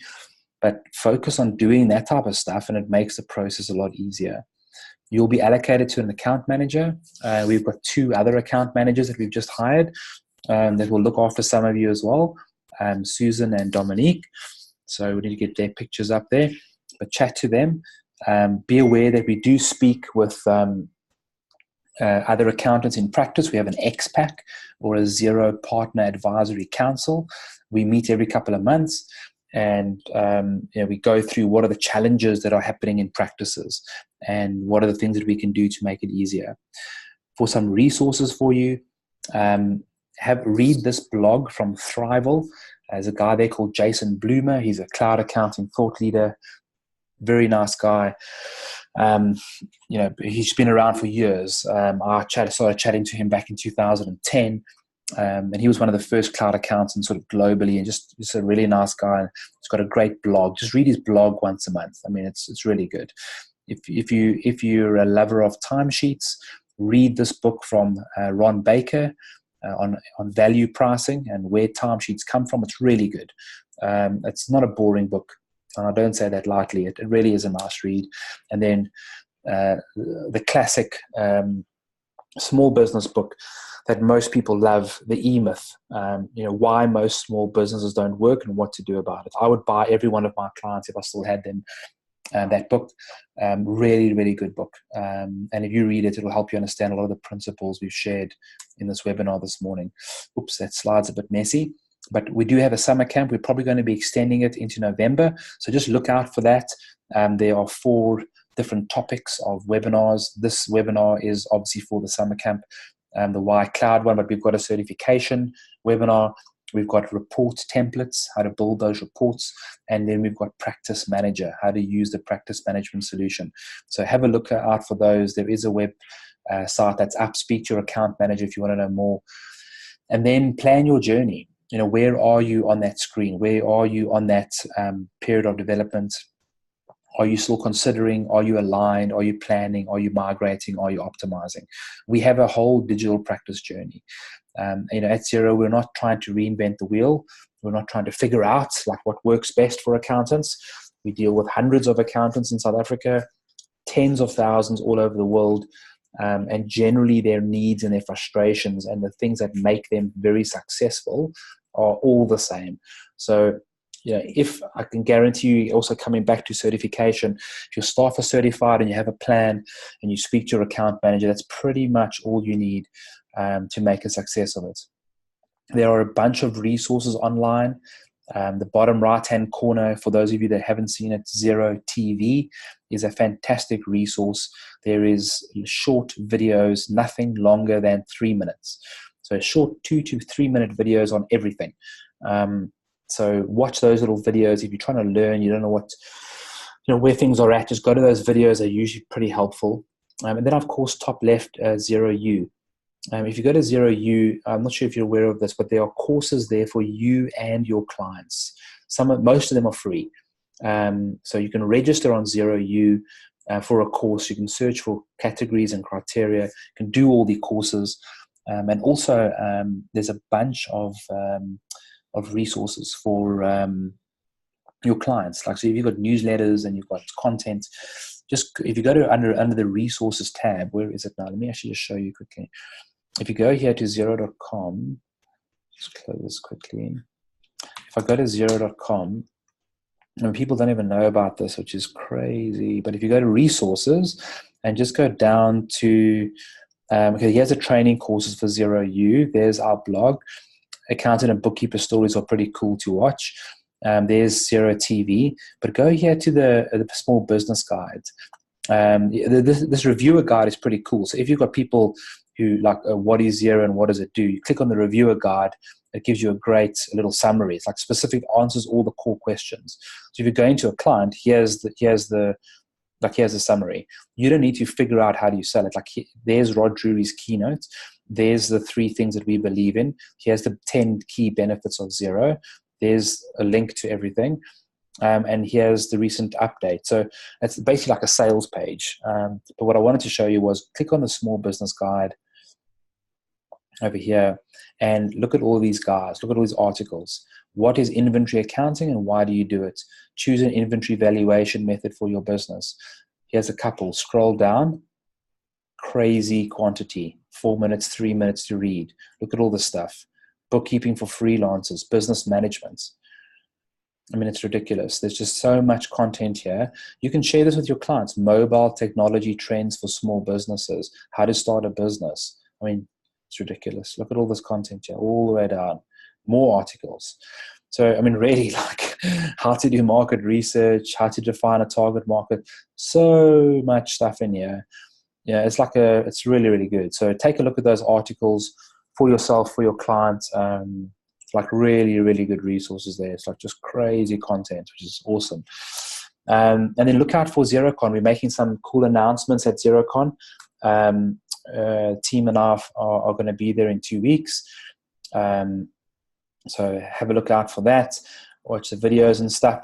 Also go to YouTube. I think there's a few good XeroCon 2017. There's a guy called Professor Richard Suskind. That's it. Professor Richard Suskind. Yeah, he gave an amazing talk on the future of the accounting industry. So, like, where do you get your CPD from? Who do you talk to? What do you listen to? What do you read? Use some of these resources. Look out for some cool stuff we're going to be doing next year as well on the CPD front. We're looking to do some cool free CPD stuff for all of our partners as well. So have a look out for that as well. Cool, guys. That, with 1 minute to spare, impeccable timing, is a 2-hour session of why cloud, why Xero, why now. And I hope it's added a bunch of value and provided a bit more detail. What I'm going to do just quickly for the guys that joined late, I'm going to give you the express fast track summarized version just from here, from this digital strategy side. Just literally 60 seconds. Open banking and PSD2, new to Europe, legislation requiring banks to share data. And the banks are sharing data with companies like these, alternative lending companies. This is from 3 years ago in the UK. And these companies are able to provide loans, and they are available in South Africa as well. of up to R500,000. By next year, it'll be 2 to 3 million rand. And they do not require any financials. There's no accounting information, no cash flow forecasts, no audit, no income confirmation letters. All these people do is connect to accounting systems, and they look at analytics and data, and they run algorithms, and they approve all the client loans in like 24 hours. The accountant is not involved in the process. So the accountant's service to the client, traditionally to get funding, involves some work. Accountants are being cut out of that process. So huge amounts of change that are taking place. And which is why we don't want accountants doing what you see on the screen now, capturing data, like Mrs. Kaiser over here. In 2018, we should not be doing this, looking at pieces of paper and capturing data. So high integrity accounting, this is the flow of data in a traditional firm, going to people, going to software, reconciling, doing some reports, and then based on the public interest score, doing an audit or review of that data to check the integrity of the data. Time-consuming, cumbersome, paper-driven, and not a very efficient environment to work like that. So this process changes because now it looks like this, where that same data flows via pieces of software directly into Xero, and attached to a good advisor gives you solid reports, and the software is able to check the information. So it's automated. There's no manual. We're getting the information live. As our customers are issuing invoices from Xero, we have it. When they forward their supplier invoices to Xero, we have it. When the bank feeds come in, we have it. So it's automated, and we can test the data. We can say who's editing what. Are there duplicate bank accounts? Is there any fraud taking place? So we have continuous certification, and it's that data. It's that quality of data that enables banks, insurance companies, lenders, and all these people to connect to a small business environment they've never previously had access to. So now they can use algorithms and data to check information, provide loans and finance. And again, this is why big firms are moving to outsourced accounting and looking at technology, because this integrated environment doesn't require auditors and people to fix it. And it's all made possible via the API, which is one product worldwide with a single API, unlike some other cloud products where there's just the same name and the logo, but it's not the same product. So there's the API is freely available. Go to Google, type in Xero developer, and the link at the bottom will pop up. You can take the code, you can push data into Xero, you can pull data out of Xero free of charge. And the API also enables things like bank feeds, but there is a massive difference between a direct feed that you see on the right and a Yodlee feed that you see on the left. Never activate the Yodlee feed unless you have a view-only profile of your client's bank account. We only have one direct feed in South Africa at the moment, and that is with Sasfin Bank. We are launching another direct feed with one of the big four banks in a few weeks. But generally speaking, you will be using a Yodlee feed inside of Xero. We pay Yodlee for the service, but Yodlee will break. It will switch off because of problems with the banks, not because of problems with Xero or Yodlee. The banks change stuff, and then Yodlee can't connect. So to avoid the frustration with your clients and your staff, only connect the Yodlee feed if you have a view-only profile of your client's bank account. For ABSA and FNB, you can do that online. For Nedbank and Standard Bank, you've got to go in the branch. And that generally solves a lot of those frustrations and problems. Cool. I don't know if you can hear this. Let's maybe actually like that video. Let me just play it. Hopefully you can hear it.